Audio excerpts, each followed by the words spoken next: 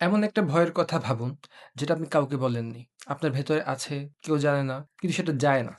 হয়তো কোনো পরিস্থিতির ভয়, হয়তো কোনো মানুষকে হারানোর ভয়, হয়তো এমন ভয় যেটা আপনার নিজের কাছে উইয়ার্ড লাগে। এই ভয়টা কোথা থেকে এলো? এটা কি আপনি জানেন? বেশিরভাগ মানুষই জানে না। শুধু জানে যে ভয়টা আছে এবং চাইলেও যায় না। আজকে আমরা সেই ভয়গুলোর জায়গায় যাব। এই ভয়গুলো কোথা থেকে এলো? এবং যখন দেখবেন ভয়টা কোথা থেকে এলো, ভয়টা দেখবেন আগের মতো আর বড় লাগবে না। ১ম এ আসি, ভয় আসলে কি? ভয় শুধু আবেগ না। এটা একটা সারভাইভাল মেকানিজম। আমাদের ব্রেইনে একটা ছোট্ট অংশ আছে, অ্যামিগডালা। এরা সবসময় পাহারায় থাকে। বিপদের কোনো সম্ভাবনা দেখলেই সেকেন্ডের ভগ্নাংশ সময়ের মধ্যে অ্যালার্ম বাজিয়ে দেয়। হৃদস্পন্দন বাড়ে, শ্বাস দ্রুত হয়, মাসল টাইট হয়ে যায়। এটা কিন্তু আপনার শত্রু না। হাজার, হাজার বছর ধরে অ্যামিগডালা আমাদেরকে বাঁচিয়ে আসছে। কিন্তু সমস্যা হলো অ্যামিগডালা বাস্তব বিপদ আর কাল্পনিক বিপদের মধ্যে পার্থক্যটা বুঝতে পারে না। বাঘ দেখলে আমরা যে ভয় পাই, পরীক্ষার আগের রাতেও একই ভয় পাচ্ছি। কারণ ব্রেন ২ টা ডিস্টিংশন করতে পারছে না। তাহলে প্রশ্ন হচ্ছে, আমরা যে ভয়গুলো পাই, সেগুলো কি আসলেই ভয় নাকি অন্য কিছু? চলুন ভয়ের জন্মস্থানগুলো একটু দেখি। ভয়ের ১ম জন্মস্থান হচ্ছে অতীতের অভিজ্ঞতা। মস্তিষ্ক একটা প্যাটার্ন রিকগনিশন মেশিন। একবার কোনো পরিস্থিতিতে কষ্ট পেলে সেইম প্যাটার্নের অন্য পরিস্থিতিতে কষ্টের অ্যালার্ম বেজে ওঠে। ছোটবেলায় সবার সামনে লজ্জা পেয়েছিলেন, এখন পাবলিক স্পিকিং এ অস্বস্তি হয়।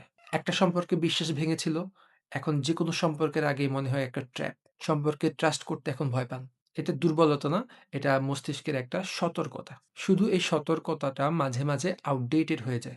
আপনার কোনো পুরনো ভয় এখনো কি আপনার জীবনে কোনো সিদ্ধান্ত নিচ্ছে? চলুন এখন দেখি ২য় জন্মস্থানটা কোথায়? 2nd type of fear is learned fear. আমরা ভয় পেতে শিখি। সব ভয় নিজে অনুভব করতে হয় না। অনেক সময় আমরা দেখে শিখি। মা যদি সারা জীবন অসুস্থতা নিয়ে অ্যাংশাস থাকে, সন্তান শেখে শরীরের যেকোনো পরিবর্তন মানেই বিপদ। বাবা যদি আর্থিক অনিশ্চয়তা নিয়ে সবসময় ভয়ে, ভয়ে থাকেন, সন্তান শেখে টাকা মানেই দুশ্চিন্তা। এই শিক্ষাগুলো কেউ সরাসরি দেয়নি, কিন্তু শিশু মন সব দেখে, দেখেই শেখে। আপনারও কিছু ভয় হয়তো আছে যেটা আপনার নিজের না, অন্যদের থেকে দেখে শেখা। তৃতীয়ত যে জন্মস্থানের কথা বলব সেটা হচ্ছে অনিশ্চয়তার ভয়। এটা সবচেয়ে গভীর এবং ইউনিভার্সাল। মানুষ অজানাকে ভয় পায়। কারণ অজানা মানেই সে প্রেডিক্ট করতে পারছে না। আর প্রেডিক্ট করতে না পারলে প্রিপেয়ার করতে পারছে না। আর প্রিপেয়ার করতে না পারলে বিপদ। তাই অনেক সময় মানুষ ভালো কিছুর সম্ভাবনাকেও ভয় পায়। নতুন সুযোগ, নতুন সম্পর্ক, নতুন শুরু, এগুলোও অনিশ্চিত। তাই এগুলো ভয়ের কারণ হয়। এটা জেনে রাখুন, অনিশ্চয়তার ভয় মানে আপনি সতর্ক মানুষ। কিন্তু এই ভয় যদি সম্ভাবনার দরজা বন্ধ করে দেয়, এটা সমস্যা। এবার আসি, ভয় কেন যায় না? এখানে একটা প্যারাডক্স আছে। আমরা যখন ভয় থেকে পালাই, তখন ভয় বাড়ে। এটা কাউন্টার ইনটুইটিভ, কিন্তু এটাই সত্য। যখন আপনি কোনো পরিস্থিতিতে ভয় এড়িয়ে যান এবং পরবর্তীতে একটু রিলিফ পেয়েছেন, মস্তিষ্ক শেখে এড়ানোটা ঠিক ছিল। ওটা সত্যিই বিপজ্জনক। সো পরের বার ওই পরিস্থিতিতে আরো বড় ভয় তৈরি হয়। এভাবে ভয় আস্তে, আস্তে জীবনের একটা বড় অংশ দখল করে নেয়। সিবিটিতে এই প্যাটার্নকে অ্যাভয়েডেন্স সাইকেল বলে। আর এই সাইকেল ভাঙাই হচ্ছে ভয় এড়ানোর সবচেয়ে কার্যকর পথ। কিন্তু ভাঙার আগে বুঝতে হবে। এবার আসি, ভয়ের সাথে কি করবেন? ৩ টে স্টেপ বলবো। স্টেপ 1, ভয়কে নাম দিন। আমি ভয় পাচ্ছি। এটা অস্পষ্ট। মস্তিষ্ক এটাকে প্রসেস করতে পারে না রাইট ওয়েতে।